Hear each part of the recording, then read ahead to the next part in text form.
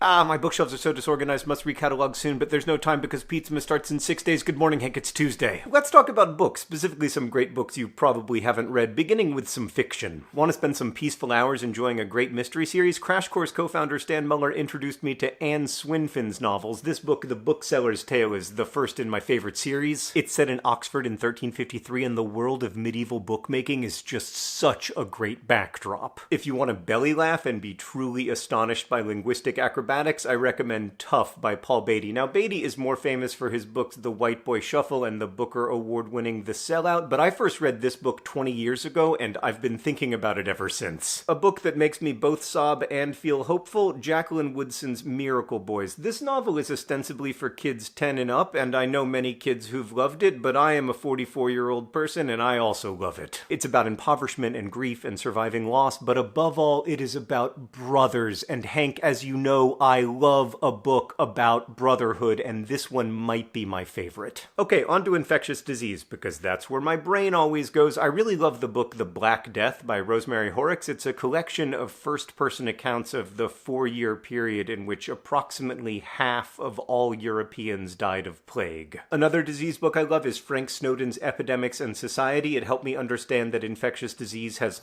always been one of the most important historical forces. We think about Alexander the Great and Cleopatra and whatever, but it's mostly microbes. And the book also explores how racism and other forms of discrimination shape disease burden, which in turn shapes history. It's a reminder that disease does not treat people equally unless society treats people equally. A physics book, I love The Disordered Cosmos by Chanda Prescott Weinstein. I think about it every day. This book taught me that we don't know why there is matter in the universe, from which I have not recovered. It also helped me to understand the Big Bang and dark energy and lots of other stuff, even though I have a 4th grade level of physics, but it is also a book about gender identity and race and lots of other stuff. It is just brilliant. I have never read anything like it. Another book that acknowledges that we are not observers of reality, but participants in it, Phosphorescence by Julia Baird. It's about living with cancer and creatures that make their own light and the science of human joy, and it is so good. Alright, a sports book. I realize I'm biased here, but All Together Now by longtime AFC Wimbledon CEO Eric Samuelson is so enjoyable.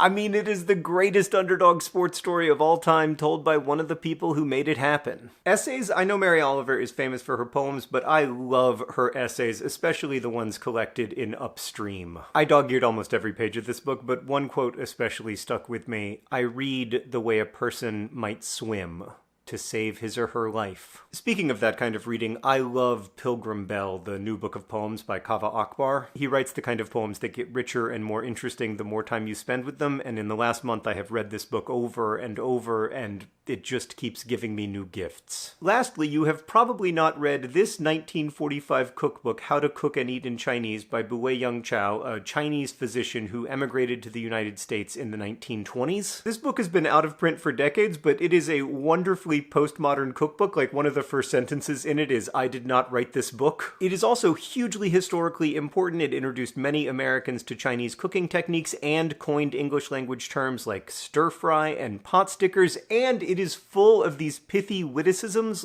you know how it is with modern daughters and mothers who think we are modern. Somebody put it back in print. What are some books I probably haven't read that you would recommend to me? Let me know in comments. Also, I made a bookshop.org list with all of these books if you're interested, plus a couple other recommendations, link in the doobly-doo below. Hank, I will see you on Friday, and then you will see me on Monday.